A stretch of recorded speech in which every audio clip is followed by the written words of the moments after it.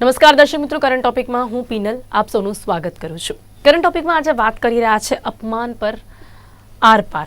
અને જ્યારે પણ વાત ધાર્મિક લાગણીઓની હોય અને જ્યારે પણ વાત ભગવાનની હોય કે ગુરુની હોય, દરેક વ્યક્તિ દરેક ધર્મની સાથે સંકળાયેલા લોકો એમના ગુરુ એમના ભગવાન પર કોઈ પણ પ્રકારની ટિપ્પણીને ક્યારે સહન નથી કરતા। અને જ્યારે વાત આપણા ભારત દેશની હોય ત્યારે ભારત દેશમાં અલગ અલગ ધર્મના અલગ અલગ સંસ્કૃતિ સાથે જોડાયેલા લોકો એક સાથે રહે છે અને બધા જ લોકો પોતાના ધર્મને માને છે, પોતાના ગુરુને માને છે અને બીજા અન્ય કોઈ પણ સંપ્રદાયની સાથે જોડાયેલા લોકો અને અન્ય ધર્મને માનતા લોકો જ્યારે કોઈ પણ ધર્મ વિશે એવી કોઈ ટિપ્પણી કરે છે ત્યારે સમગ્ર એ સમાજમાં રોષ જોવા મળે છે। અને આવો જ એક કિસ્સો ત્યારે સામે આવી રહ્યો છે કે જ્યારે વડતાલ સ્વામિનારાયણ સંપ્રદાયની સાથે જોડાયેલા જ્ઞાન પ્રકાશ સ્વામીએ જે ટિપ્પણી કરી છે જે અત્યારે વિવાદનો વિષય બની ગઈ છે કે જેના કારણે જલારામ બાબા જે છે તેમના ભક્ત છે એ ભક્તોમાં રોષ જોવા મળી રહ્યો છે, જેના કારણે આ ભક્તોએ જ્ઞાન પ્રકાશ સ્વામીજીને માફી માંગવા માટે કહ્યું। અને જો કે આ જે મામલો છે તેમાં તેમણે માફી માંગવાની વાત કરી છે, અલ્ટિમેટમ પણ આપવામાં આવ્યું છે। સમગ્ર મામલો શું છે એ પણ ઘણા સમયથી એટલે કે કાલથી જે ચર્ચામાં છે કે જેમણે સ્ટેટમેન્ટ આપ્યું હતું કે જલારામ બાપાનો જે ઇતિહાસ છે તે ગુણાતીત સ્વામી સાથે જોડાયેલો છે અને ગુણાતીત સ્વામીએ જલા ભગતને આશીર્વાદ આપ્યા હતા। એક સુરતમાં એક કાર્યક્રમ હતો, અમરોલીમાં સત્સંગ હતું અને સત્સંગમાં તેમણે હાજરી આપી હતી ત્યારે તમામ ભક્તો ત્યાં તમામ જે લોકો ત્યાં ઉપસ્થિત હતા તેમની વચ્ચે તેમણે આ સ્ટેટમેન્ટ આપ્યું હતું અને સાથે જ કહ્યું હતું કે જલારામ બાપાએ સદાવ્રત માટે ગુણાતીત સ્વામી પાસે આશીર્વાદ માંગ્યા હતા અને કહ્યું હતું કે સ્વામી મારું એકમાત્ર લક્ષ્ય છે કે અહીંયા કાયમ માટે સદાવ્રત ચાલે છે અને કોઈ અહીં આવે તેમને પ્રસાદ મળે। જલા ભગતે ગુણાતીત સ્વામીને બાટી અને દાળ જમાડ્યા હતા તેવું પણ તેમણે કહ્યું હતું અને બાદમાં સ્વામીએ જલા ભગતને આશીર્વાદ આપ્યા કે તમારો ભંડાર કાયમ ભર્યો રહેશે। અને ત્યારબાદ આ સમગ્ર વિવાદ અહીંયા સંકળાયેલો છે કે જેના કારણે જલારામ બાપા જે છે તેમના ભક્તોમાં જે છે રોષ જોવા મળી રહ્યો છે અને સાથે તેમણે કહ્યું છે કે માફી નહીં માંગે તો રઘુવંશી સમાજ ફરી બેઠક કરશે। હવે શું છે આ સમગ્ર મામલો, શા માટે ભક્તોમાં રોષ જોવા મળી રહ્યો છે? જલારામ બાપાની વાત કરીએ, ગુણાતીત સ્વામીની વાત કરીએ, એ લોકો એમનો શું ઇતિહાસ છે તેને સમજવાનો પ્રયાસ કરીશું। જેની માટે મારી સાથે અહીંયા જોડાઈ ગયા છે કેયુ નટકડજી, જેઓ લોહાણા સમાજના અગ્રણી છે। વીરપુર નો મામલો છે, વીરપુરથી જ આપણી સાથે જોડાયા છે। કૌશિક ચૌધરી પ્રબુદ્ધ લેખક છે, વિચારક છે। આ બંને મારી સાથે જોડાઈ ગયા છે। આ બંનેનું સ્વાગત છે। Welcome to current topic. સૌથી પહેલા જ્યારે આપણે વાત કરી રહ્યા છે સમગ્ર મામલાને લઈને ત્યારે કેયુરભાઈ આપની સાથે શરૂ કરીશ।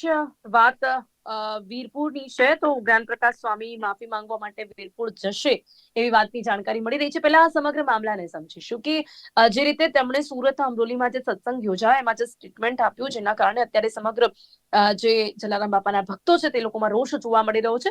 શું છે આ સમગ્ર વિવાદ? જી, સર્વપ્રથમ સૌને મારા જય જલારામ। સ્વામિનારાયણ સંપ્રદાયના જ્ઞાન પ્રકાશ સ્વામી જેમને હું તો એવું કહું છું કે અજ્ઞાની અને અંધકાર સ્વામી છે, એમને વિવાદાસ્પદ વાત કરેલ, ઇતિહાસને ખોટી રીતે મારી મચોડી લોકો સમક્ષ મૂકેલો છે કે ગુણાતીત સ્વામી મહારાજની પ્રેરણાથી પૂજ્ય જલારામ બાપાએ ત્યાં સદાવ્રત ને અન્નક્ષેત્ર ને બધી પ્રવૃત્તિઓ શરૂ કરેલી। આ સદંતર ખોટી વાત છે। ઇતિહાસના પન્ના ઉપર ક્યાંય આનો ઉલ્લેખ નથી, કેમ કે પૂજ્ય જલારામ બાપા એ માત્ર રઘુવંશી સમાજ જ નહીં પણ 18 સમાજ આજે વીરપુર અને પૂજ્ય જલારામ બાપા ઉપર ખૂબ અપાર શ્રદ્ધા અને અનન્ય લાગણી રાખે છે। પૂજ્ય જલારામ બાપા પૂજ્ય એમના ગુરુ શ્રી ભોજલરામ બાપાની પ્રેરણાથી જીવન પર્યત નિયમ લીધો હતો કે અહીંયા વીરપુરની અંદર અન્નક્ષેત્ર અને સદાવ્રત અમે શરૂ કરીશું। આજે સમગ્ર રઘુવંશી સમાજ નહીં પણ 18 આલમ આ વીરપુર ઉપર ગૌરવ લઈ શકે તેવી રીતે સદીઓથી અહીંયા સદાવ્રત જે વીરપુરમાં ચાલી રહ્યું છે, ત્યારે આવી ખોટી રીતે ઇતિહાસને જે જ્ઞાન પ્રકાશ સ્વામીએ ઉજાગર કર્યો એ સદંતર ખોટી વાત છે।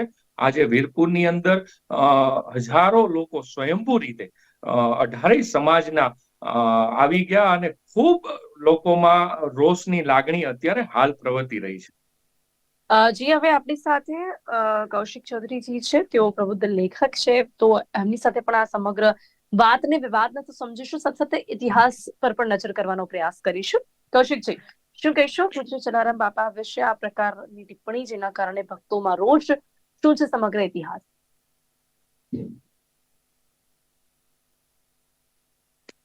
જી કૌશિકજી, મારો અવાજ આવી રહ્યો છે? જી, હવે મારો અવાજ આવી રહ્યો છે? જી જી, આપનો અવાજ આવી રહ્યો છે। સર્વ દર્શકોને મારા નમસ્કાર। જલારામ બાપા પર તો આપણે બધાને ગર્વ છે, કારણ કે એક બહુ જ જેને કહેવાય કે ગહન રામ ભક્ત, જેમના ચમત્કાર હાજરા હજુર છે, આટલા વર્ષોથી ત્યાં સદાવ્રત ચાલે છે, એક રૂપિયો લેવાતો નથી છેલ્લા 25 વર્ષથી.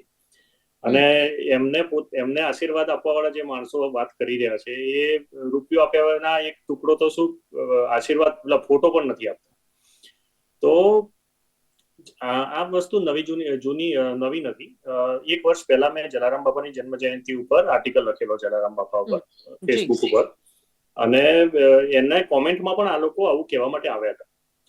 કારણ કે સોશિયલ મીડિયા ઉપર હતા તો જાદુ વધારે કઈ ફેલાયું નહીં, અને અમે લોકોએ જેમના સામે મતલબ એમને જવાબ આપ્યા. પણ શું કારણ લાગે છે આપને કૌશિકભાઈ કે શા માટે આ વાતને આ સાથે કનેક્ટ કરવામાં આવે છે? કારણ કે કંઈક કોઈને કંઈક મળતું હોય ને એટલે એ લોકો એ વાતને મોટી કરે અને ક્યાંક ને ક્યાંક આ પ્રકારનો વિવાદ સર્જાય. અહીંયા શું કારણ લાગે છે? કારણ એ જ છે જે દેખાય છે કે કોઈની લીટી ભૂસવાની છે અને પોતાની લીટી મોટી કરવાની છે. હવે આપણે એને હજી પણ થોડા વિનમ્ર બનીએ છીએ જ્યારે આપણે એમ કહીએ છીએ કે બીજાની લીટી ભૂસીને મોટી કરવાની છે. અસલમાં બીજાની લીટી ભૂસીને ખાલી પોતાની જ લીટી રાખવી એ અહીંયા નિયત છે એમની.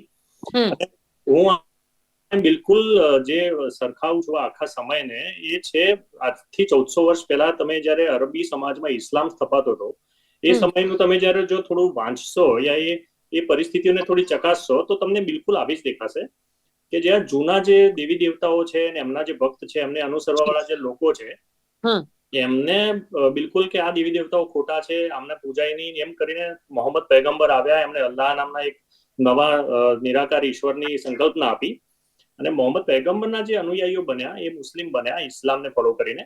અને પછી એ સમાજમાં જે ઇસ્લામના ફોલોવર અને જૂના જે અરબો હતા એમના વચ્ચે જે સંઘર્ષ ચાલ્યો અમુક સમય 1 સદી સુધી, એ જ સંઘર્ષ આ છે જે આપણે આ સમાજમાં છેલ્લા 7-8 વર્ષથી આપણે જે અનુભવી રહ્યા છીએ એ બિલકુલ એ છે કે આપણને જૂના વૈદિક ઈશ્વરોને ખતમ કરીને એક જ માત્ર સર્વોપરી ઈશ્વર તરીકે કોઈ એક માણસને બેસાડવાનો છે જે માણસનું સનાતન ધર્મના મુખ્ય શાસ્ત્રોમાં કોઈ સ્થાન નથી. ના એની સંકલ્પના પણ મેચ નથી થતી. આપણે અહીંયા તો ઓમ તરીકે નિરાકાર નિર્ગુણ પર બ્રહ્મ છે અને 5 સાકાર ઈશ્વરો છે અને આ તો એક અલગ જ ઈશ્વર છે. તો એ ઈશ્વર સનાતન ધર્મ સાથે જોડાયેલા જે પણ અહીંયા છે, નરસિંહ મહેતા ભગત હોય કે જલારામ બાપા હોય જે રામ સાથે જોડાયેલા છે, બધાને પોતાના અંડરમાં લાવીને હવે કારણ કે પંચદેવ જ જો પૂજાના લાયક નથી એમના અનુસાર તો પછી એમના ભક્તોની તો પૂજા ક્યાં થવાની વાત છે. તો અસલમાં આ બધું ખતમ કરવા માટેની વાત છે, પોતાના સાથે જોડીને બધું પોતાના અંડરમાં લેવાની વાત છે. તો નિયત બહુ સાફ છે, એમાં કોઈ રોકેટ સાયન્સ જેવું મને તો લાગતું નથી. જી, એટલે આપને લાગે છે કે ક્યાંક કેયુરજી આ પ્રકારે આ રીતે અત્યારે ઘણા એવા વિવાદ સર્જાતા હોય છે કે જેમાં ધર્મને લઈને એની સાથે ગુરુને લઈને આ પ્રકારની જે ટિપ્પણીઓ કરવામાં આવે છે જેનું કારણ ક્યાંક ને ક્યાંક કંઈક આ જે સંપ્રદાયોની સાથે જોડાયેલા ઉચ્ચ સમાજના જે લોકો હોય કે કોઈ પદ પર બેઠેલા લોકો હોય એ લોકો આ ભડકાવવા માટે કરતા જોવા મળતા હોય છે. અને આમાં જે સ્ટેટમેન્ટ એમણે આપ્યું છે કે જેમાં તેમણે ગુણાતીત સ્વામીજીની વાત કરી છે કે તેમના જો ઇતિહાસને પણ સમજવાનો પ્રયાસ કરીએ તો એ શું છે? હવે ગુણાતીત મને સવાલ પૂછો. જી કેયુરજી. Okay, sorry. જી, આપના માધ્યમથી હું એ ચોક્કસપણે કહું છું અને હું પોતે વ્યક્તિગત સ્વરૂપે માનું છું કે સ્વામિનારાયણ સંપ્રદાયની જે કોઈ સારી પ્રવૃત્તિઓ છે એને અમે પ્રોત્સાહિત પણ કરીએ છીએ, એનો કોઈ વિરોધ નથી. પણ ક્યાંક ને ક્યાંક થોડા વર્ષોથી નજીકના ભૂતકાળથી આ લોકો તેમના મૂળ હેતુથી ક્યાંક ભટકી ગયા હોય એવું લાગી રહ્યું છે. કેમ કે આ જ્ઞાતિ જાતિમાં વૈમનસ્ય ફાટી રહી, જ્ઞાતિ જાતિ એકબીજાની સામી મુકાઈ જાય અને કોઈ પણ સમાજને નીચો દેખાડીને પોતાની વાતને મોટી કરવી, મહાન કરવી, એ સંપ્રદાય મહાન હોય તો એમાં અમને કોઈ જ વાંધો ન હોઈ શકે અને કોઈ સનાતનીઓને વાંધો ન હોઈ શકે.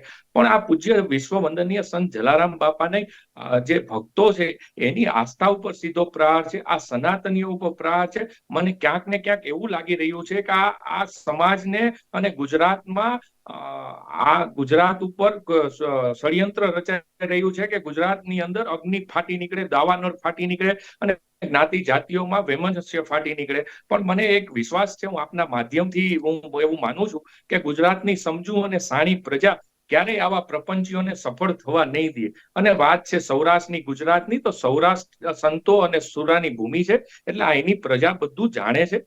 એટલે ક્યાંક ને ક્યાંક આ સંપ્રદાય દ્વારા જે અમુક ચોક્કસ સંતો દ્વારા ભૂતકાળની અંદર મહાન શક્તિઓના દેનાર દાતા હનુમાનજી મહારાજ, દેવાદિદેવ મહાદેવ જે જગતના બાપ છે, એમના વિશે પણ હેલફેલ બોલ્યા, એટલે આ લોકોએ પોતાની અંદર ઝાંખવાની જરૂર છે અને જે એમનો મુખ્ય ઉદ્દેશ હતો એના ઉપર તેમને ધ્યાન કેન્દ્રિત કરવાની જરૂર છે. જી બિલકુલ. અને વાત છે ને, એક પ્રશ્ન એ પણ ઉભો થાય છે કે કૌશિકજી, આપણે કોઈ પણ સંપ્રદાય ઉપર ટિપ્પણી નથી કરતા, પણ જે ઘણા સમયથી આપણે જોઈ રહ્યા છે કે સ્વામિનારાયણ સંપ્રદાયની વાત કરીએ તો ક્યાંક ને ક્યાંક કોઈ પણ અન્ય ધર્મ સંપ્રદાયના ભક્ત ના ગુરુ હોય, ભગવાન હોય, એમના પર એમના સંપ્રદાયના ધર્મના લોકોના આશીર્વાદ છે કે એ લોકો ઊંચા છે અને બીજા ધર્મના લોકો એમના નીચે છે, આ પ્રકારના સ્ટેટમેન્ટ ઘણા સમયથી આપણે જોઈ રહ્યા છે. અને આ બધું એક સ્ટેટમેન્ટ શા માટે વારંવાર સ્વામિનારાયણ સંપ્રદાયના લોકો કે આ સંપ્રદાય આ રીતે વિવાદમાં આવતો જોવા મળી રહ્યું છે? એટલે હમણાં ગયા અઠવાડિયે જ અમે મારું પુસ્તક વિમોચિત કર્યું અમે અમદાવાદમાં, જે આના ઉપર જ હતું, કોણ સ્વામી અને કોણ નારાયણ. જી. તો એની પણ જે મીડિયા બાઇટ મેં આપી હતી એમાં મેં એ જ કહ્યું હતું કે આ જે સર્વોપરી ઈશ્વરની આ લોકો વાત કરે છે આ સંપ્રદાયમાં. હવે પોતાને સનાતન ધર્મી જો કહેતા હોય તો સનાતન ધર્મમાં કોઈ સર્વોપરી ઈશ્વર નથી. અહીંયા તમે જે કૃષ્ણના ભક્ત છે એમના માટે કૃષ્ણ પરમેશ્વર છે, વિષ્ણુ પરમેશ્વર છે. અને જે શિવના ભક્ત છે એમના માટે શિવ પરમેશ્વર છે, જે શક્તિના ઉપાસક છે શક્તિ એમના માટે પરમેશ્વર. તો પંચદેવ છે અહીંયા. તો નિરાકાર ઈશ્વર આપણું પરબ્રહ્મ સચ્ચિદાનંદ છે, એ આપણા મૂળ ઈશ્વર છે, એકમાત્ર ઈશ્વર જેને કહેવાય, અને એમના સાકાર રૂપે પંચદેવ છે. તો આ ફોર્મેટમાંથી આ સંપ્રદાય અલગ થઈ ગયો છે, અને અલગ થઈ ગયો છે તો પછી કેવો એ ગયો છે બિલકુલ અબ્રાહમિક જે વિચાર છે એના ઉપર જ, કે એકમાત્ર સર્વોપરી ઈશ્વર હોય, આની જ પૂજા થાય, નીચે બીજા કોઈની ના થાય. અને એ રીતે એમના જે અનુયાયીઓ છે, હવે એમાં તો એ લોકો પોતાની જાતને એકદમ ડિસેન્ટ્રલાઇઝ કરીને અનેક ફાંટાઓમાં વહેંચી નાખ્યું છે. પણ મોટાભાગના ઘણા બધા ફાંટાઓ એવા છે કે જેમના ઘરોમાં આ એમના જે ઈશ્વર, એમના જે સ્થાપક છે, જે પોતાને તો કૃષ્ણ ભક્ત કહેતા હતા, પણ પાછળથી અમને જ ઈશ્વર બનાવવામાં આવ્યા અને એમને સર્વોપરી ઈશ્વર તરીકે વૈદિક ઈશ્વરોની ઉપાસના હિન્દુઓના ઘરમાંથી સમાપ્ત કરવામાં આવી રહી છે. મતલબ ગણપતિના ફોટા પણ ના હોય કંકોત્રીઓ ઉપર, કંકોત્રીઓ ઉપર. એ સ્થિતિ છે. ઘરમાં રીતસરના એમના સ્વામીઓની રેડ પડે મહિને કે ભાઈ બીજા કોઈ ઈશ્વર મંદિરમાં કે દિવાલો ઉપર લગાયા તો નથી ને. તો આ રીતની ગતિવિધિઓ એમની ચાલી રહી છે, અને એ જ બધું એમના પુસ્તકોમાં દેખાય છે. તમે એમના કોઈ પણ ફાંટાના પુસ્તકો લો તો પણ દેખાય છે. એમના હવે તો મુખ્ય સ્વામીઓ છે એમના પ્રવચનોમાં દેખાય છે. વર્તાના આચાર્ય અને એ પણ સર્વોપરીની વાત કરે છે. તો એ તો સર્વોપરી વાળી વાત હિન્દુ ધર્મ છે જ નહીં. તો કે સનાતન ધર્મની સાથે જોડાયેલા લોકો તરફથી ક્યારે પણ આ પ્રકારના સ્ટેટમેન્ટ સામેથી આપવામાં નથી આવ્યા, પરંતુ વારંવાર તેમના તરફથી આ પ્રકારના પ્રયાસો થઈ રહ્યા છે, જેના પર હવે ચર્ચા કરવી પણ જરૂરી છે.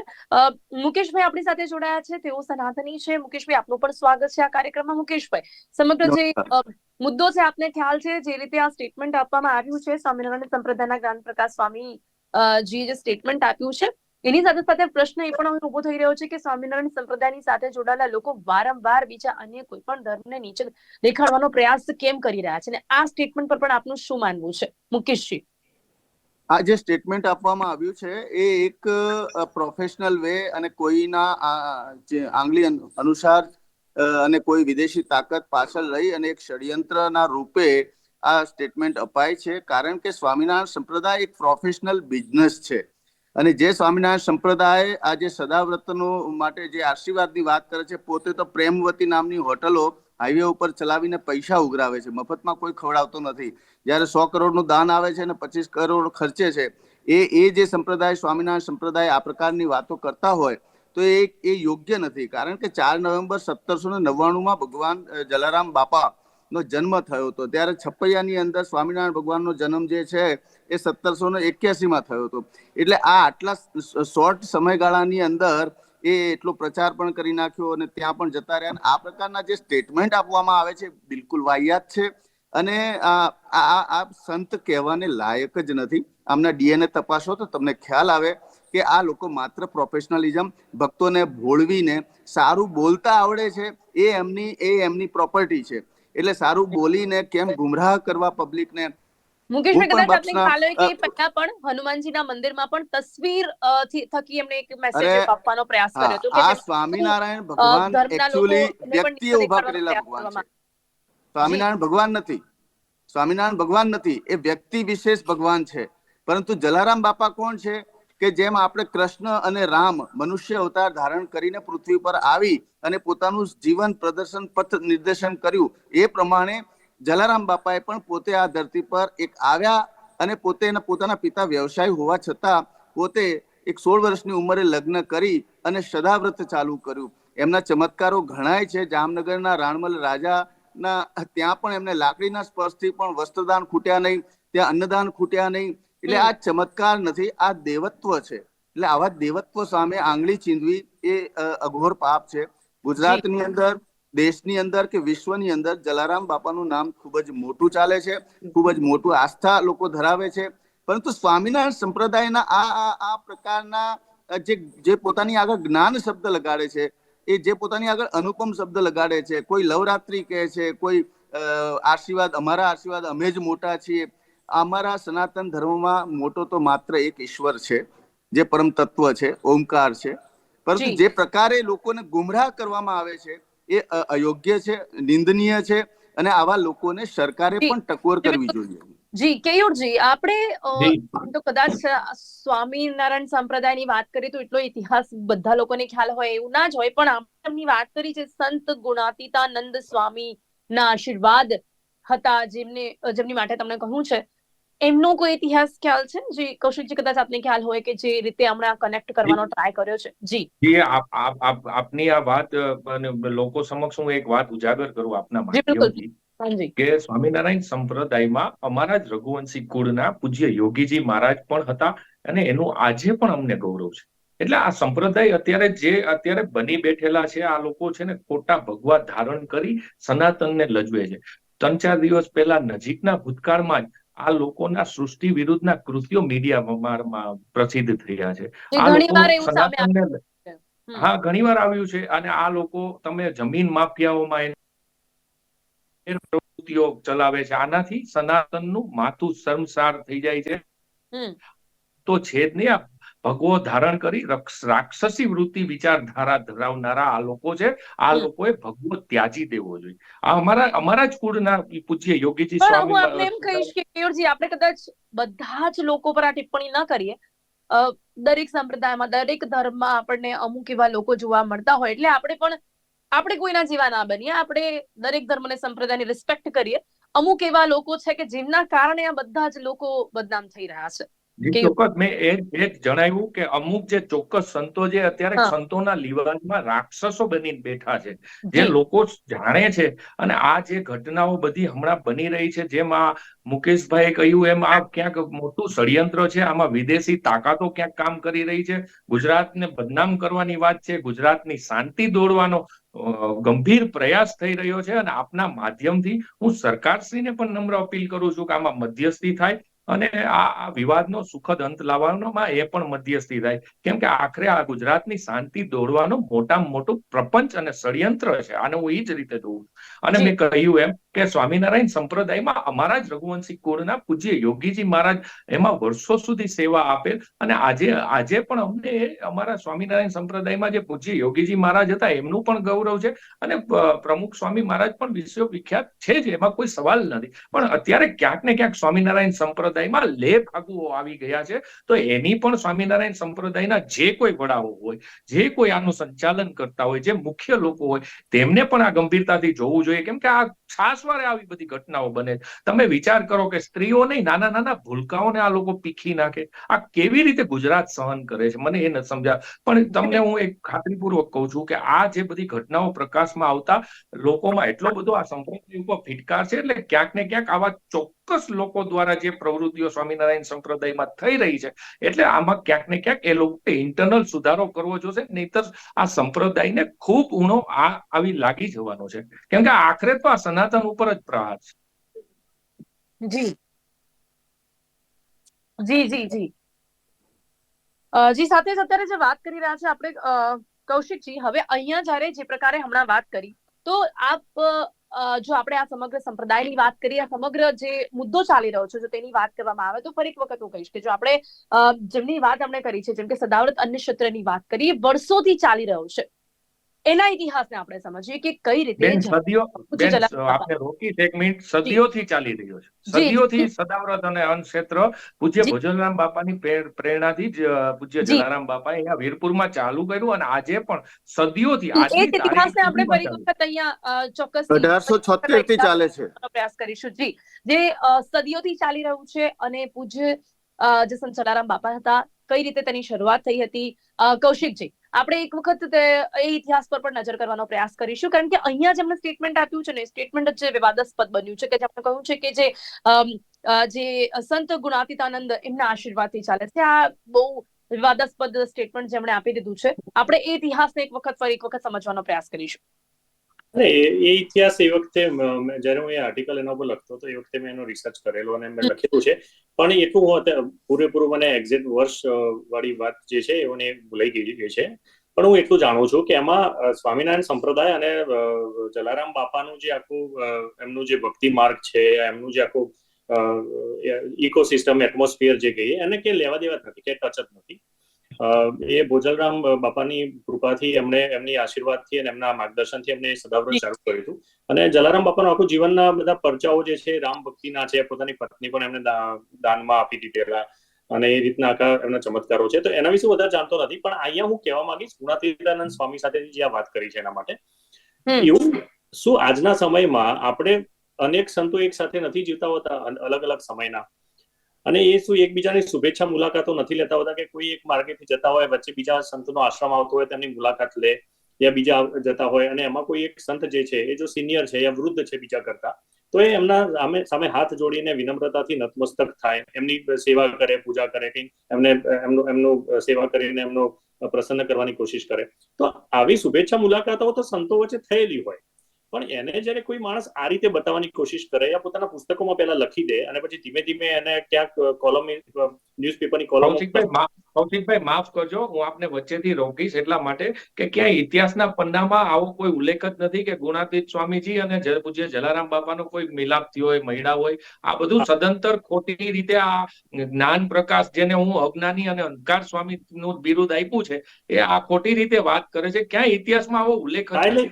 હું એ જ કહું છું કે આ તો બંનેનું મુલાકાત થઈ જ નથી. અને મેં કીધું કે આ તો સદંતર પોતે જ ઊભું કરેલી બનાવટી વાતો છે, બીજું કઈ જ નથી. અને જલારામ બાપા બે આખી વાત જ અલગ છે. એક રામ ભક્ત ને આખા એક પવિત્ર આત્મા, પવિત્ર આખું એ બેકગ્રાઉન્ડ આખું બહુ પવિત્ર છે. પણ હું જે વાત કરું છું એ કે કદાચ બે વ્યક્તિઓ, બે સંતો મળ્યા તો પણ ભવિષ્યમાં કોઈ આવી કથાઓ લખી દે, કેટલી વિકૃત માનસિકતા છે. વારંવાર થતા આવા પ્રયાસો પણ આપણને ક્યાંક ને ક્યાંક ષડયંત્ર લાગે, અને એ જ હવે ચર્ચાનો વિષય છે. અને ગુજરાતની શાંતિ દોડવાનો નિમ્ન કક્ષાનો હીન પ્રયાસ જ છે. ગુજરાતની શાંતિ દોડવા માટે જ છે. કેયુરભાઈ, બીજું એ જાણવાનું એ જરૂરી છે, આપણે ખાલી આ વાત આ માણસ પૂરતા જે બે ભાઈ બોલ્યા છે એમના સુધી સીમિત ના રાખીએ. આ લોકો પહેલા એને પુસ્તકમાં લખી ચુક્યા છે, પછી એમણે એમના માણસો જે કોલમિસ્ટો તરીકે ન્યૂઝપેપરોમાં લખે છે, એમાં પછી આવા એક એક પેરેગ્રાફ એ પુસ્તકમાંથી ટાંકીને લખે છે, અને ત્રીજા સ્ટેપમાં આ લોકો બોલે છે. તો ખાલી આપણે તો કદાચ આપણે એવું કહી શકીએ છીએ કે કૌશિકજી, કે આ જે વાત હમણાં આ જે સ્ટેટમેન્ટ આપ્યું છે, એમના સંપ્રદાયની કોઈ પુસ્તકમાં પહેલાથી આ વાત લખાયેલી હશે, એમણે પહેલા લખેલું હશે. એમના કંઈક સ્નેપશોટ તો મારી પાસે એમની કોઈ ગુરુ ગાથા કરીને પુસ્તક છે, જે મારા આજે ધ્યાનમાં આવી, કે પુસ્તકમાં બી આવું બેફામ અને બફાટ જ લખ્યો છે, સદંતર બનાવટી વાળી વાતો લખી છે. એટલે આ લોકોએ એનું પુસ્તક પણ પરત ખેંચવું જ પડશે આવનારા દિવસોમાં, કેમ કે આ બધું ખોટી વાત. મહત્વપૂર્ણ જાણકારી એ પણ આપું કેયુરભાઈ, કે કદાચ બેંગ્લોરમાં કોઈ જલારામ મંદિર છે કદાચ. હા, હશે કદાચ. હા, તો હવે એમાં એવી જાણકારી આવી છે, ફોટા પણ આવ્યા છે ત્યાંના, કે ત્યાં જલારામ બાપા ને આ બે શું નામ ગુણાતીતાનંદ સ્વામી મળ્યા એવું એક મોડલ ચિત્ર રૂપે બનાવીને ત્યાં મૂકવામાં આવ્યું છે. અને હમણાં મહંત સ્વામી ત્યાં ગયા હતા, તો એનો ફોટો પણ બહાર આવ્યો હતો ને, એ બધા ફોટા અમને આપવામાં આવ્યા હતા. જયારે આ પણ ખૂબ ગંભીર જેવું છે કે બાબત આ બધું મિક્સિંગ થઈ રહ્યું છે. આ બધું બહાર ક્યારે આવે, પહેલા પૂર્વ તૈયારી પૂરી થઈ જાય, પછી આ બધું બોલવામાં આવે. એમના કાચી રીતે આની માટે મને લાગે છે કે દરેક સનાતનીએ પણ જાગૃત રહેવાની જરૂરિયાત છે. જો આ પ્રકારના સ્ટેટમેન્ટ અને આ રીતે ચિત્રો દ્વારા પણ વારંવાર સનાતન ધર્મ પર જો આ પ્રકારે પ્રહાર કરવામાં આવતું હોય, કે આ પ્રકારના વિવાદાસ્પદ નિવેદનો આપવામાં આવતા હોય, તો જાગૃત રહેવાની જરૂરિયાત છે. આ વિષય પર વધુ વાત કરીશું, પરંતુ હાલ સમય થયો છે એક બ્રેકનો.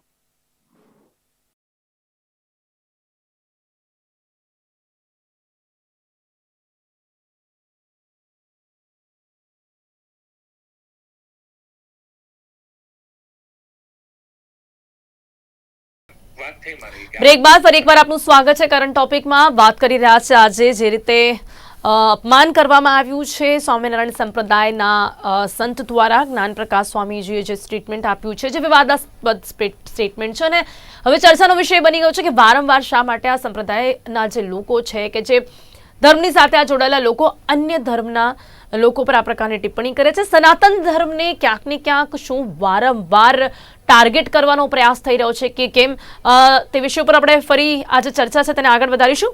મુકેશભાઈ, આપને પણ લાગે છે કે ક્યાંક ને ક્યાંક આ પ્રકારના સ્ટેટમેન્ટ આ સંપ્રદાયના તરફથી જે કરવામાં આવી રહ્યા છે એ સનાતન ધર્મને વારંવાર ટાર્ગેટ કરવાનો પ્રયાસ કહી શકાય છે? મુકેશભાઈ. ચોક્કસ સનાતન ધર્મની અંદર જ્યારે વ્યવસાય સમજી લે છે અને એક સ્ટ્રેટેજી બનાવી અને ફંડ ભેગું કરવું અને મોટા મંદિરો બનાવવા, મોટી આવક સ્ત્રોત ઉભા કરવા, વિદેશોની ટૂરો કરવી, આ જે આયોજન પાછળ, કારણ કે હિન્દુ ધર્મના જે લોકો છે, સનાતની લોકો છે, એ ખૂબ જ ભાવમય હોય છે, શ્રદ્ધાવાળા હોય છે અને કોઈ ગરીબ હોય, ભૂખ્યું હોય તો એના માટે પોતે સર્વસ્વ સમર્પિત કરી દેતા હોય છે. એવા લોકો સાથે છેતરપિંડી અને દુરુપયોગ કરવાની જે આ સંસ્થાઓ બની ચૂકી છે, આમ વારે ઘડીએ જે નાની નાની સંસ્થાઓના નામો આવતા હોય છે, પરંતુ સ્વામિનારાયણ ભગવાન સંપ્રદાયમાં જ્યારે છપૈયામાં એક સ્વામિનારાયણ ભગવાન પેદા થયા તો અત્યારે 25 અલગ અલગ સંસ્થાઓ કઈ રીતે બની ગઈ, અલગ અલગ ફાંટા કઈ રીતે બની ગયા, જ્યારે એમનામાં જ એકતા નથી. અને પછી આપણે લોકોએ સમજવું જોઈએ કે જેના ગાલ લાલ ટામેટા જેવા ગાલ હોય, બરાબર છે, એ 10 કિલોમીટર ચાલી ન શકે, એમના ઇસ્ત્રી ટાઈટ કપડા હોય, ગાડી સિવાય પ્લેન સિવાય જઈ ન શકતા હોય, એમને સાધુ કઈ રીતે કહી શકાય? તમારે સાધુ જોવા છે? મહાકુંભની અંદર જોયા ને, હજારો લાખો નાગા સાધુઓ જોયા હોય, આટલા બધા સાધુઓ પોતપોતાનું કામ કરીને જતા રહે છે. જેને કશું જોઈએ નહીં ને, જેનું જીવન સાધુ, એનું નામ સાધુ. પરંતુ આ સ્વામિનારાયણ સંપ્રદાયની પાછળ ચોક્કસ કોઈને કોઈનો હાથ છે, વિદેશી તાકાતનો હાથ છે અને ભંડોળ ભેગું કરવું, લોકોને મૂર્ખ બનાવવા અને આ જે એન્સાયક્લોપીડિયા બનાવવા, એક બુક્સમાં લખી દેવું, પછી એ બુક્સમાં ગૂગલ ઉપર નાખી દેવું અને પછી તેમાંથી રેફરન્સ આવે એટલે આપણે એમ જોઈએ કે ના, ગૂગલ ઉપર રેફરન્સ છે ગુણાતીત સ્વામી. અરે ગુણાતીત સ્વામીનો જન્મ ક્યારે થયો એ તો બતાવો મને. અને એના સંદર્ભમાં કેટલા 16 વર્ષ તો જલારામ બાપા પોતે ગૃહસ્થ જીવનમાં હતા, 16 વર્ષે લગ્ન કર્યા, પરંતુ ત્યારે એમના જે ભોજારામ હતા, ભગત ભોજારામ, એમને એ ગુરુ માન્યા અને એમના એ સત કાર્ય કરવાની એમની આખા શરીરમાં ડીએનએ હતું કે ભાઈ મારે સત્કાર્ય જ કરવું છે, લોકોની સેવા કરવી છે. એવા જયારે શુદ્ધ ભાવ સાથે વ્યક્તિ કામ કરે છે, એમાં દેવત્વ આવી જતું હોય છે, ઈશ્વરત્વ આવી જતું હોય છે, ત્યારે એ લોકો પૂજનીય બનતા હોય છે. પરંતુ એવા પૂજનીય લોકોનો આજે પણ આનો જે ભંડારો, પ્રથમ ભંડારો ચાલુ થયો હતો 18/11/1820. હવે 1820 થી લઈને આપણે 1920 ને 2020 અને 2024, 205 વર્ષ થી ભંડારો સતત ચાલે છે, જ્યાં અનાજ ખૂટ્યું નથી. હવે એવી જગ્યા ઉપર મને સ્વામિનારાયણ સંપ્રદાયનો એક ભંડારો બતાવી દો કે ત્યાં તમે જાઓ એટલે પહેલા તો ડોનેશનની રસીદ કટાવો, સ્લીપ કટાવો. મંદિરમાં રહેવા જાઓ તો ભાઈ તમને વીઆઈપી રૂમ જોઈએ, સાદો રૂમ જોઈએ કે આવા રૂમ જોઈએ. પ્રેમવતીમાં જાઓ તો તમને આ ડિસ્કાઉન્ટ વાળો આ ભાવમાં તમને વસ્તુઓ મળશે. જ્યારે એક પ્રકારે ધંધો શરૂ કરી નાખ્યો હોય. અને સદાવ્રતનો મતલબ શું છે? તમે જાઓ પંજાબની અંદર, જે લોકો સદાવ્રત કરતા હોય છે, ભંડારો કરતા હોય છે, કે ત્યાં ભાવ નથી હોતો, પરંતુ જ્યાં ભક્તિની પરાકાષ્ઠાનું જે એક સ્થાન છે, વીરપુર જાવું કે સત્તાધાર જાવું, હાલ તને હાલ રામ બતાવું, એ એવી જગ્યા છે કે ભગવાન જલારામ બાપાના ઘરમાં સાક્ષાત રામની મૂર્તિ નીકળી અને રામની મૂર્તિ નીકળીને પછી હનુમાનજી પ્રસન્ન થયા, ત્યાં એ મૂર્તિઓનો વાસ છે. ત્યારે આ બાજુ સ્વામિનારાયણ સંપ્રદાયને હનુમાનજી પગે લાગી રહ્યા છે, આ પ્રકારના ચિત્રો બતાવવામાં આવી રહ્યા છે. એટલે આ એક ભેગું કરી બુક્સ બનાવી અને પછી એને લોકોની માનસિકતામાં ફેરફાર કરવો. અને આ પ્રકારના છે. સ્વામિનારાયણ ટીલા લગાવનારા માંસ મદિરા પીએ છે, હજારોની સંખ્યામાં, લાખો કરોડોની સંખ્યામાં પીવે છે. એટલે એનો કોઈ એટલો મતલબ નથી, પરંતુ એક આખું પ્રોફેશનલિઝમ તંત્ર છે. આ તંત્ર એ આપણા જેવા સનાતની જે છે એમને સ્પષ્ટ વિચારધારા સાથે સહમત થવું જોઈએ, વિચારધારાનો વિરોધ કરવો જોઈએ. સનાતનમાં માત્ર પંચતત્વ, ઈશ્વર તત્વ છે, બ્રહ્મા વિષ્ણુ મહેશ છે, એ એટલા સુધીની આપણી ભક્તિ છે. અને જે સાચી ભક્તિ છે એ સાચી ભક્તિના પ્રમાણ આપણે જોઈએ છીએ કે ગંગાના પાણીમાં શું તાકાત છે, પ્રયાગરાજની શું તાકાત છે, મહાકુંભની શું તાકાત છે. દેવત્વ દ્વારકાધીશની શું તાકાત છે, એ સ્થાનોમાં ઇતિહાસ છે. એવા ઇતિહાસ સાથે ચેડા કરીને પોતાને મહાન બતાવી દેતા, પોતાને ભગવાન બનાવી દેવા અને આ સંત છે આવતીકાલના ભગવાન છે એવું પોતાને સાબિત કરવા માટે જે પ્રકારના ષડયંત્રો કરે છે એ ષડયંત્ર સામે સખ્ત વિરોધ છે.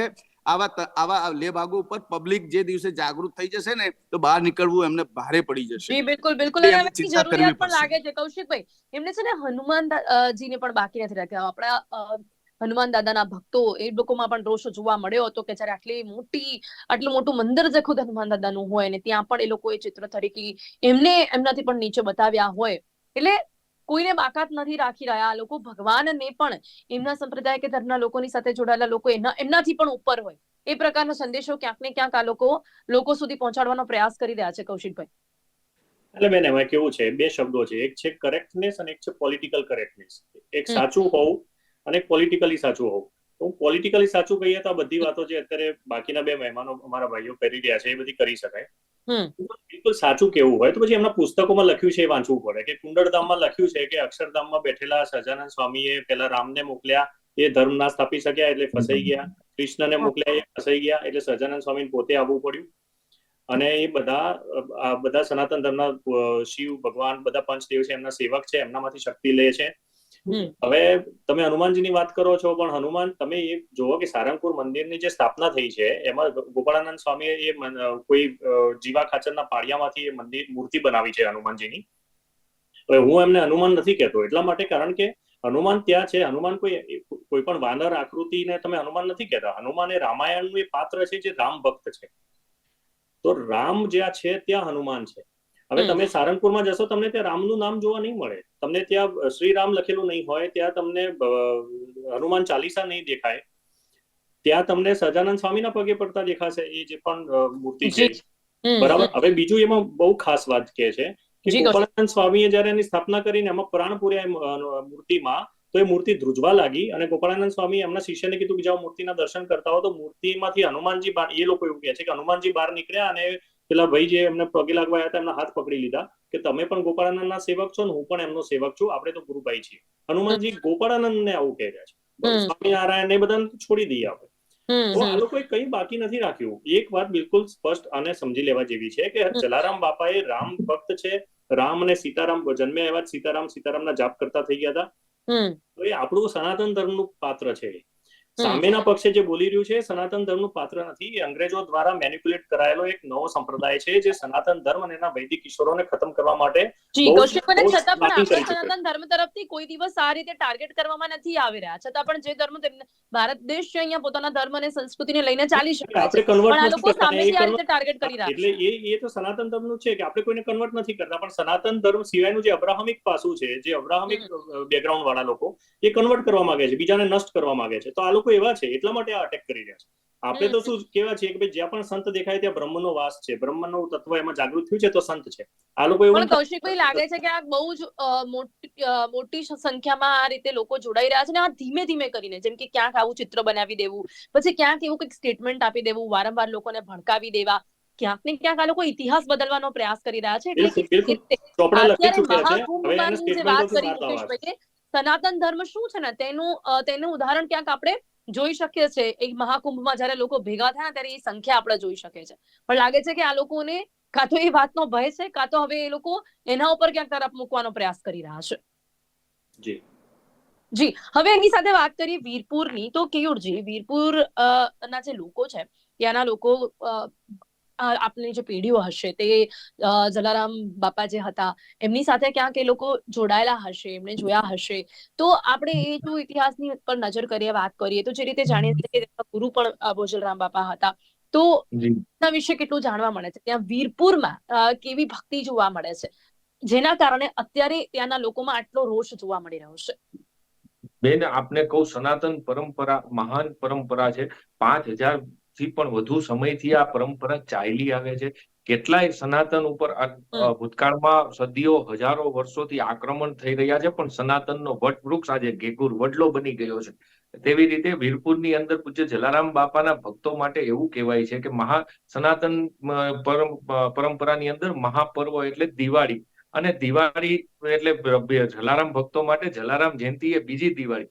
વર્ષમાં જલારામ ભક્તો બબે દિવાળી ઉજવે છે. એટલે જલારામ બાપાનો જે કોઈ ઇતિહાસ છે, આજે તમે સમગ્ર વિશ્વની અંદર એક જ એવું મંદિર કે જ્યાં આજે પણ પારે પાઈ પૈસો લેવાતો નથી, કોઈ ભેટ સોગાત સ્વીકારાતી નથી. આશા ભરેલા દિન દુખિયા લોકો પોતાની શ્રદ્ધા ભાવથી અહીંયા આવે, કોઈ પણ એની વાત હોય, પૂજ્ય બાપાના ચરણોમાં એની વાત કરે ને એના કાર્યો પરિપૂર્ણ થાય. આ તો વીરપુરની અંદર માત્ર કોઈ સૌરાષ્ટ્ર, ગુજરાત કે ભારત નહીં, આ તો જલારામ બાપાના પરચાઓ એ ભારતની સીમાઓ પૂરતા નહીં પણ સમગ્ર વિશ્વની અંદર એમના અનેક પરચાઓ આજની 21મી સદીમાં જેને કહેવાય છે અત્યારે હળહળતો કળયુગ છે, એમાં પણ આ પૂજ્ય જલારામ બાપાના અનેક પરચાઓ મળી રહ્યા છે. એટલે જલારામ બાપાના ઇતિહાસથી અને હાલના વર્તમાનમાં પણ જે સદાવ્રત ને અન્ન ક્ષેત્રની અહીંયા પ્રવૃત્તિઓ જ્ઞાતિ જાતિના ભેદભાવ વગર, ઉચ્ચ નીચના ભેદભાવ વગર સમગ્ર સમાજ સમભાવ સાથે જે સનાતનની જ વાત છે ક્યાંક ને ક્યાંક, તો આ બધા ઇતિહાસથી સમગ્ર વિશ્વ જાણે જ છે. એટલે આ જે બધું થઈ રહ્યું છે એ સંપ્રદાય દ્વારા આ સંપ્રદાયે ઊભું જ રાખવું પડશે. એના સંતોએ એના જીભડા કાબુમાં જ રાખવા પડે.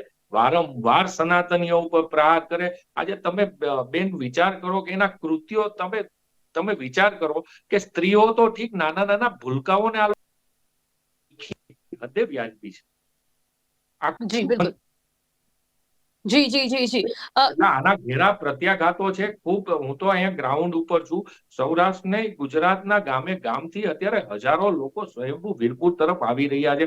સવારના પોરમાં અહીંયા હજારો જલારામ ભક્તો સ્વયંભૂ ઉમટી પડ્યા. વીરપુરની બજારો સ્વયંભૂ બંધ છે. એટલે હું પોતે રાજકોટથી અહીંયા બાપાના દર્શન કરવા આવ્યો અને જોયું જબરજસ્ત જન સૈલાબ જલારામ ભક્તોનો અહીંયા, અને 18 સમાજ આમાં જોડાઈ ચૂક્યો છે. એટલે આના બહુ સ્વામિનારાયણ સંપ્રદાયને બહુ ઘેરા પ્રત્યાઘાતો ભોગવવા જ પડશે. જી જી જી કેયુરજી, અને સદાવ્રત અન્ય ક્ષેત્ર જે આ સદીઓથી ચાલી રહ્યું છે, આજે પણ કેટલા લોકો એનો લાભ લેતા હશે અને કેટલી સદીઓથી જયારે આમની શરૂઆત થઈ, આજે પણ કેટલા એવા લોકો છે કે જેનો લાભો લે છે ને આજે પણ ત્યાં નથી ખૂટતું, જે રીતે અમે સદીઓથી આ વાતને જાણીએ છીએ. બેન, અહીંયા વીરપુરમાં પૂજ્ય જલારામ બાપાના ધામમાં સવાર, બપોર, સાંજ 3 ટાઈમ હજારોની સંખ્યામાં લોકો પ્રસાદ આરોગે. તમે વિચાર કરો કે આજે બધા ભાગુ તત્વો છે, લેવાની વૃત્તિઓ ધરાવે છે. ક્યાંય આજે તમે દેખાડો એવું કે જ્યાં આટલું સરસ અને શુદ્ધ. અને બીજું તમને કહું બેન કે આટલા સદીઓથી આટલું આ ચાલે છે. કોઈ દિવસ કોઈ વિવાદમાં ન હોય, કોઈ રાજકીય ઓલા ન હોય, કોઈ ધર્મનો ઓલો આડંબર નહીં. એટલું સરળ. આજે અહીંના ગાદીપતિને આપણે જોવો, એટલું સરળ વ્યક્તિત્વ. આજે એ પોતે પણ એમ કે જે કાંઈ છે બાપા છે. આ અત્યારના યુગમાં આવું ક્યાં શક્ય છે? ક્યાંય આપણને જોવા મળે? સમગ્ર વિશ્વની અંદર આ એક જ એવું મંદિર છે કે જ્યાં કાંઈ કોઈ લેવાનું જ નહીં. અને અહીંયા તમે બેન જે આસુડા લઈને આવતા હોય, જે ખૂબ દુઃખી અને પીડિત અને શોષિત હોય, એ લોકો એક પલમાં નિહાલ થાય એવા અનેક પરચા. ભાઈએ જેમ કીધું, મુકેશભાઈએ, એવી રીતે આ દેવત્વની વાત છે. આ કોઈ ચમત્કારની વાત નથી. અને ભારતના નાગરિકોએ, ખાસ કરીને ગુજરાતના લોકોએ શ્રદ્ધા અને અંધશ્રદ્ધા વચ્ચેનો ભેદ પોતે પોતાની જાતે સ્વયં શિક્ષિત થઈ અને સમજવો જોઈએ. અંધશ્રદ્ધાના આડંબરમાં તમારો જ ઉપયોગ થાય છે. તમે જેના હાથા બનો છો ને, ક્યાંક ને ક્યાંક આ શાંતિ દોહડાય. આમાં એટલો બધો દાવાનળ ફાટી નીકળે, ક્યારેય કોઈ કલ્પના ન કરી હોય એવા પણ પરિણામો ભોગવવા પડે. જી બિલકુલ બિલકુલ. મુકેશભાઈ, લાગે છે આપને કે સનાતન ધર્મની સાથે આપણે જે સનાતન છે એ લોકોને છે ને જાગૃત રહેવાની જરૂરિયાત છે. હવે વારંવાર કે જેટલી આપણી મોટી તાકાત છે ને, એ તાકાતને અમુક લોકો સમજીને કાં તો ભયભીત થઈ રહ્યા છે, કાં તો એ તાકાતને ઓછી કરવાનો પ્રયાસ કરી રહ્યા છે. ક્યાંક જાગૃત રહેવાની જરૂરિયાત છે મુકેશભાઈ. સંત બનવું બહુ અઘરું છે. જલારામ બાપાનું જે બિરુદ હતું ને, એ 1877માં બાપાનું બિરુદ મળ્યું હતું. એમનું 81 વર્ષના જીવનમાં જયારે બાપા એટલે જગતના બાપા કહીએ છીએ, આપણે મહાત્મા ગાંધીના રાષ્ટ્રપિતા કહીએ છીએ, એના કરતા પણ ઘણું ઊંચું સ્થાન આ જલારામ બાપાનું છે. અને બાપા એટલા માટે કહેવામાં આવે છે કે ત્યાં પણ આજે પણ જો આપણે મંદિરમાં જઈએ ને, તો એક સકારાત્મક ઓરા તમને દેખાય છે. એ ક્યાં કે ત્યાંની જે ઉર્જા છે, ઉર્જાની અંદર પવિત્રતા છે, પોઝિટિવિટી છે. એટલે ત્યાં જયારે લોકો જાય છે, એમના હૃદયમાં પરિવર્તન આવતું હોય છે. એવી પવિત્ર જગ્યા ત્યારે બને છે જ્યારે જેનું સમગ્ર જીવન બીજાના પરોપકાર માટે, લોકોની મદદ કરવા માટે, લોકોને જમાડવા માટેની જેની ભાવના હોય ને, ત્યારે એ આખો વિસ્તાર, એ આખી જગ્યા એક મંદિર બને છે, એક સ્વર્ગ જેવું ધામ બને છે. આવું એક ધામ જ્યારે જલારામ બાપા ના ધામ ઉપર જ્યારે લોકો કટાક્ષ કરે છે, એમને હું કહેવા માંગુ છું કે એકવાર મોહમ્મદ ઉપર કટાક્ષ કરી જુઓ, ઇસ્લામ ઉપર કટાક્ષ કરી જુઓ, ક્રિશ્ચિયનિટી ઉપર કટાક્ષ કરી જુઓ. તમારા હિંમત નથી એ ક્યારના તમારા આ જે પહેરેલા કપડા છે ને ઇસ્ત્રી ટાઈટ કપડા એ ક્યારના એમના દફે દફે થઈ જાય. મુકેશભાઈને કેવું હિંમત નથી કે એ લોકોને એ એટલા તાકાતવર નથી લાગતા કે એમનાથી કોઈ ભય નથી લાગતો કે એ લોકો કદાચ એટલા મોટા ક્યારેય ઊંચા નહીં આવી શકે. આ બંનેમાંથી શું કારણ છે મુકેશભાઈ? નહીં બેન, આના બીજા દ્રષ્ટિકોણથી જોવાની જરૂર છે કે અહીંયા કોઈ વાતને કોઈ વાણી વિલાસ ને બફાટ થાય તો સાંજ પડે જ એ લોકોને એક્શન નું રિએક્શન મળી જાય. એટલે આ લોકો ભયભીત છે, એ લોકો કોઈ કમજોર નથી માનતા, પણ અહીંયા આ કમજોર છે. આ તો સનાતન છે ને, એમાં સનાતન પરંપરામાં વાદી અનાદિકાળથી એક મહત્વની વાત એ છે કે આ દયાનો ધર્મ છે. કેટલી અનેક એવી ઘટનાઓ ઇતિહાસમાં પણ ઉજાગર છે કે ઘણી જગ્યાએ ન માફી લાયક હોય એને પણ આ સનાતનના નેજા તળે માફીઓ આપવા. ક્યાંક આપને લાગે છે કે હવે જાગૃત રહેવું જોઈએ કૌશિકભાઈ? જાગૃત રહેવું જોઈએ અને આવી કોઈ ઘટનાઓ બને તેના મુંહ તોડ જવાબ મળવો જ જોઈએ એવું હું ચોક્કસપણે ચોક્કસથી સનાતન ધર્મની વાત કરીએ, શાંતિમાં માને છે, દયામાં માને છે, માફીમાં માંગે છે, પણ આ પ્રકારનું જો સ્ટેટમેન્ટ વારંવાર આવે ને, આ પ્રકારનું જો કૃત્ય હોય ને, હવે ષડયંત્ર હોય ને, તમારા સવાલનો જવાબ આપી દઉં બેન. બંને છે. એક તો પહેલું એમને હિન્દુ આપણા સનાતન ઉપર એટલા માટે આક્રમણ કરે છે કારણ કે એમને જે કન્વર્ટ કરવા છે એમનામાં શક્તિ છે, આપણને કન્વર્ટ કરવાની છે, કારણ કે એમને જે વેશ ધારણ કર્યો છે આપણો કર્યો છે, એટલે એમના માટે ઈઝી છે, રાઈટ? નારાયણ શબ્દ લઈ લીધો છે, ભગવાન વિષ્ણુને છોડી દીધા છે, જેમના નામ તરીકે નારાયણ છે, બરાબર? અને આ ભગવા વસ્ત્રો ને ટીકા તિલક બધું આપણું લઈ અને આપણને કન્વર્ટ કરવા માંગે છે એક અજાણ્યા ઈશ્વરમાં. તો એનું આપણના ઉપર અટેક કરે છે એનું કારણ આ છે પહેલું. બીજું, કેમ આ લોકોને આવી શક્તિ આવી રહી છે કે તમે જે પૂછ્યું કદાચ મુકેશભાઈને કે એમનામાં આવી કેમ એ લોકો માને છે આપણને કમજોર માને છે કે શું? નહીં, એમનું એક જ માત્ર શક્તિનો સ્ત્રોત છે એ એમણે એવો માની રાખ્યો છે ને, એ છે સરકારી અને જે આપણી રાજકીય વર્ગ છે એમની. એમને એવું લાગે છે કે અમને આ લોકો કંઈ થવા નહીં દે, અમે ગમે તે બોલશું અમને બચાવી લેશે. તો એમનું એ જે પગ પેસારો છે કૌશિકભાઈ ક્યાંક એવું છે પણ ખરી, માનવું પડે કે ક્યાંક. એટલે હવે રાજકીય પાર્ટીઓ શું છે, વોટ બેંક થી ડરતી હોય છે અને એમને તો વોટ અને નોટ બે જરૂર પડે, ચૂંટણી આવે એટલે નોટ ને બંનેની તો એ બહાર રહે. પણ જે લોકો સનાતન ધર્મ અને હિન્દુત્વના રક્ષણ માટે વોટ લે છે એમને તો હવે આવા લોકોથી અલગ પડવું જોઈએ. હવે આ તો બહુ જ મતલબ કે કલંકિત થઈ જશે એમના માટે જો એ લોકો આમની શક્તિ બનીને દેખાશે.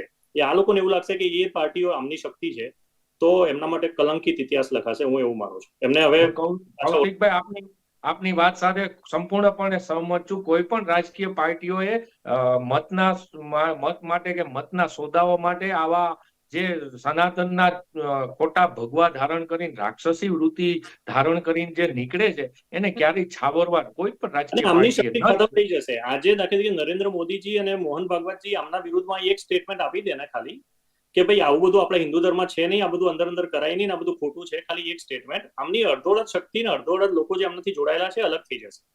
પણ જે અત્યારે સંપ્રદાય જે રીતે આગે કૂચ કરી રહ્યો છે જ્ઞાતિ જાતિમાં વૈમનસ્ય ઉભું કરવામાં, તો આમાં સરકાર પણ કંઈક ને કંઈક આનું એક્શનનું રિએક્શન આપશે, કેમ કે આ દિન પ્રતિદિન ઓલું કહે ને કેન્સરની જેમ વધતું જાય છે. એટલે આની યોગ્ય દવા થશે જ, કેમ કે હવે લોકોમાં આનો સ્વયંભૂ લોકરોષ છે. પેલા તમે કહ્યું એમ હનુમાનજી વિશે ટિપ્પણી કરી, દેવાધિદેવ મહાદેવ. અત્યારની સરકારને તો કરવું જ પડશે, કારણ કે અત્યારની સરકાર તો આ સનાતન ધર્મ ઉપર ચોક્કસપણે કે એના પર ઘણા વોટ લે છે અને એમાં માન્યાની સરકાર છે.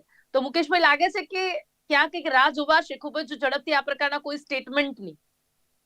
સરકારે એ વિશેષ ધ્યાન રાખવું પડે કે સનાતન બોર્ડની રચના થતા હોય કે મોટા જયારે સંત સંમેલન થતા હોય એવી જગ્યાઓ ઉપર આવા લેભાગુ તત્વોને નિમંત્રણ ન મળવું જોઈએ. સાધુ સમાજ, સંત સમાજ, જે અખાડા પરિષદ સમાજ છે, આ બધા સમાજે આ સંપ્રદાયથી અલગ રહેવું જોઈએ. લોકોએ પણ જાગૃતિ જોવી જોઈએ. લોકોને દાન આપવું હોય તો જે ગરીબ માણસ છે જેની જરૂર છે, પહેલા તો તમારા પરિવારને સુખી કરો ને પછી તમે દાનની વાત કરો. એટલે આવા બધા જે સંપ્રદાયો છે એ સંપ્રદાયો પર અંકુશ આવી જોઈએ. તેમની આવકના જે કાચા ચિઠ્ઠા છે ઉઘાડા થવા જોઈએ. તેમના જીવન ચરિત્રના પોતાના ડીએનએ બધાના ખુલ્લા થવા જોઈએ.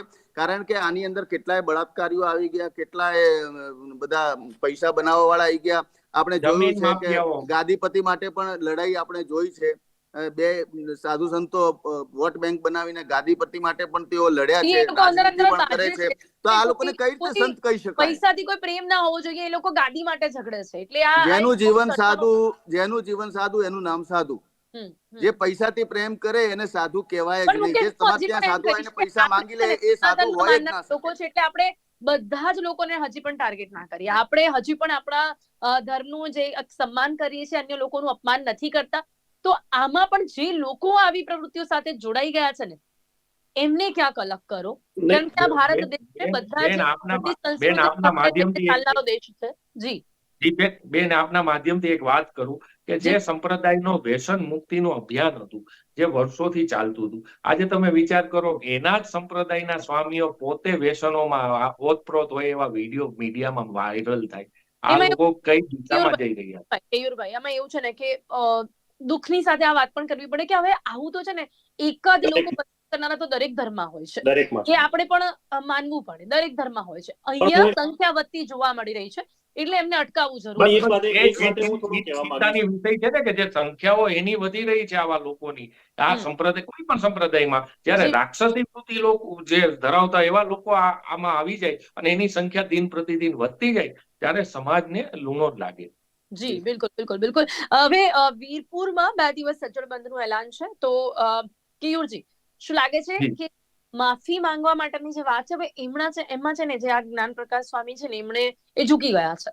એમણે કહ્યું છે કે એમને માફી માંગી લીધી છે. હવે એ માંગણી છે કે એ લોકો ત્યાં આવીને માફી માંગે, અને કદાચ એમણે એ પણ કહી દીધું છે. એટલે શું લાગે છે કે આપણે સનાતન ધર્મની વાત કરીએ કે વીરપુરના લોકોની વાત કરીએ, માફી જો માંગવામાં આવે છે તો શું તેને સ્વીકારવામાં આવશે? બેન, એમની જો માફી માંગવા અહીંયા આવતા હોય તો એ ખૂબ આવકારદાયક વાત છે. ખૂબ વિવેકતાથી એ માફી માંગે અને આ કોઈ ઝુકાવાની કે એની વાત નથી. ખરા દિલથી જે ભૂલ થઈ છે, જે તમે બફાટ કર્યો છે, વિશ્વ વંદનીય સંત વિશે, પૂજ્ય જલારામ બાપા વિશે તમે નિમ્ન કક્ષાની વાતો કરી છે, તો ખરા હૃદયથી, દિલથી, સાચા ભાવથી તમે પૂજ્ય જલારામ બાપાની માફી માંગો. બસ એના સિવાય કશું જ બીજી વાત નથી. અને આ અત્યારે 2 દિવસ વીરપુર બંધ છે, પણ આવનારા દિવસોમાં જો એ ખરા દિલથી, વિવેકતાથી પૂજ્ય જલારામ બાપાની માફી નહીં માંગે વીરપુર આવીને, તો આના ખૂબ ઘેરા પ્રત્યાઘાતો અને કદાચ આ આંદોલન ખૂબ ઉગ્ર આંદોલન ગુજરાતમાં બની જશે એવી પણ મને ક્યાંક ભીતિ છે. એટલે જો એ સ્વામી જ્ઞાન પ્રકાશ અહીંયા વીરપુર આવી અને માફી માંગતા હોય તો ખૂબ એ આવકારદાયક વાત છે અને અમારા માટે પણ આનંદની વાત છે. હિનલબેન, મારી એમાં એક એક્સ્ટ્રા માંગ છે. જ્યારે જો ત્યાં આવવાના હોય તો મારી એમની માંગ એ છે કે તમે જે ચોપડીમાંથી આવું કીધું છે, એ ખાલી કહી રહ્યા છે કે લોકસત્તા જનસત્તા અખબારમાં આવ્યો. હવે અખબારમાં તો કોઈ એમનામ આવે નહીં. એમના જ કોઈ સ્વામીએ કોલમ લખી છે અને એમાંથી આ લીધું છે. તો એ સ્વામીએ ક્યાંથી લીધું, ટોટલી આનો મૂળથી અહેવાલ આપે કે આ ક્યાંથી લઈને આવ્યા. એ ચોપડી પણ લઈને આવે જેમાં એ છે, અને એ ચોપડીઓમાંથી બધું રદબાતલ થાય અને એ કેન્સલ કરવામાં આવે, પછી જ આને વીરપુર ટ્રસ્ટે આ વાતને પૂરી કરવી જોઈએ. અધૂરું છોડી દેશો, કાલે 20 વર્ષ પછી ફરી ઊભું થશે આપણા સંતાનો વખતે. જી જી કૌશિકજી, એક સવાલ એ પણ છે કે જ્યારે આપણે સ્વામિનારાયણના સંતોની વાત કરીએ તો સ્વામિનારાયણના જે સંતો છે તેમના કારણે સ્વયંસેવકો હોય, અનુયાયીઓ હોય, શિસ્તમાં રહેતા હોય છે. તો આવા અગ્રણી સંતોએ પોતાના સંતોને શિસ્તમાં કેમ નથી રાખી શકતા? શું લાગે છે આપને? કારણ કે આપણે પહેલા પણ વાત કરી, આપણે બધાની જો વાત ન કરીએ તો શું લાગે છે કે કેમ એ લોકોમાં આ પ્રકારની શિસ્ત નથી જોવા મળી રહી? ફરીથી એ પોલિટિકલ કરેક્ટનેસ વાળી વાત આવશે. જે ગુણાતીના નંદની જે વાત થઈ રહી છે કે જે અમને મળ્યા જલારામ બાપાને, એ ગુણાતીતાનંદ ઉપર બીએપીએસ નું આખું સામ્રાજ્ય ઉભું થયું છે. અને ગુણાતીતાનંદની વાતો, એટલે સ્વામીની વાતો કરીને એક પુસ્તક છે જે બીએપીએસ માટે ગીતા સમાન છે, કે જેને પ્રમુખ સ્વામી બ્રહ્મસૂત્રો કહેતા, કે આ બ્રહ્મસૂત્રો સમાન છે. હવે એમાં તો કોઈ અધ્યાત્મ ક્યાંય નથી. એ આખી પુસ્તક તમે વાંચશો તો એમાં વારંવાર જે સનાતન ધર્મના ઈશ્વરો છે એ કેવી રીતે સ્વામિનારાયણ થી નીચે છે અને કેવી રીતે નરક તુલ્ય છે. બહુ પહેલાથી જ આ લોકો આ પ્રકારના સ્ટેટમેન્ટ આપતા ગુણાતીતાનંદ સ્વામી મળી જ રહ્યો છે. જી, ગુણાતીતાનંદ સ્વામી જો મૂળ છે તો કોણ કોને કહેવાનું છે એ વાત છે. જી બિલકુલ. મુકેશ, આપનું અંતમાં શું માનવું છે? માફી જો માંગી રહ્યા છે, વીરપુર પણ આવવા માટે તૈયાર હોય તો આ મામલો શાંત પડી જશે? માફીની સાથે તેમને પોતાનું સંતપણું છોડવું પડે. એ પોતાના જીવનની અંદર પાછા આવી જાય. કારણ કે આવા ભગવા કપડાં પહેરીને આવા નિવેદન આપવું એ સંત સમાજને શોભાયમાન નથી. અને એમને પોતાએ એ સ્વામિનારાયણ સંપ્રદાય છોડી દેવો જોઈએ.